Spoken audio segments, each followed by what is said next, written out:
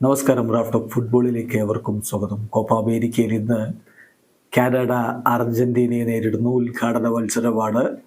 ഇന്ന് രാത്രിയാണ് അറ്റ്ലാന്റയിൽ കളിയെങ്കിലും നമുക്ക് ഇന്ത്യൻ സമയം നാളെ പുലർച്ചെ 5:30 ആ കളി ആരംഭിക്കുന്നത്. ലയണൽ മെസ്സിയെ എങ്ങനെ പൂട്ടാം?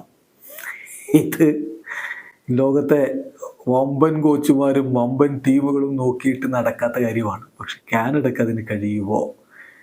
എല്ലാവർക്കും ശ്രമിച്ചു നോക്കാം, അതിന് പ്രശ്നമൊന്നുമില്ലല്ലോ. കാനഡയുടെ കോച്ചിനോട് ഇന്നലെ പ്രീ മാച്ച് പ്രസ് കോൺഫറൻസിൽ ഈ ചോദ്യം ചോദിക്കുകയുണ്ടായി: മെസ്സിയെ എങ്ങനെ ഹാൻഡിൽ ചെയ്യും? അതിനുള്ള മറുപടി അവരുടെ കോച്ച് ജെസ്സെ മാർഷ് പറയുന്നുണ്ട്. അദ്ദേഹം പറയുന്നത് ഇങ്ങനെയാണ്: തീർച്ചയായിട്ടും ലിയോ മെസ്സി ഫുട്ബോൾ ലോകം കണ്ട എക്കാലത്തെയും മികച്ച താരങ്ങളിൽ ഒരാൾ തന്നെയാണ്.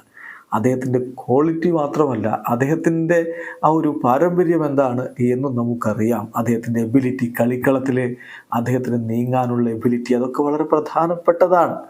അതുകൊണ്ട് തന്നെ ഞങ്ങൾ അദ്ദേഹത്തെ തടയണമെങ്കിൽ ചെയ്യേണ്ടത്, അദ്ദേഹം എവിടെയാണ് കളിക്കളത്തിലുള്ളത് എന്നതിനെക്കുറിച്ച് കൃത്യമായിട്ടുള്ള അവയർനെസ് ഉണ്ടാകണം. എന്നിട്ട് അദ്ദേഹം ഓപ്പൺ സ്പേസിൽ എങ്ങുമില്ല, അദ്ദേഹം നിൽക്കുന്ന സ്പേസിൽ ഓപ്പൺ സ്പേസ് അല്ല എന്നത് ഉറപ്പുവരുത്തി അദ്ദേഹത്തിന് ബുദ്ധിമുട്ടുണ്ടാക്കുക, ഇത് മാത്രമാണ് ചെയ്യാനുള്ളത് എന്നാണ് ഇപ്പോൾ ജെസ്സി മാർഷ് പറയുന്നത്.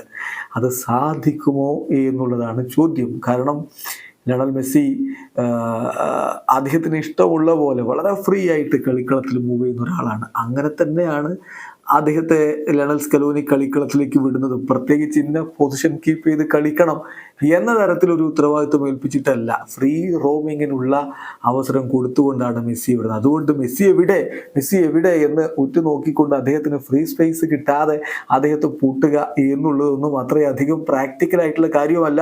അത് പ്രാക്ടിക്കൽ അല്ല എന്നുള്ളതാണ് ഇതുവരെയുള്ള മറ്റ് ടീമുകളുടെ ഒക്കെ ഒരു അനുഭവം എന്ന് പറയുന്നത്.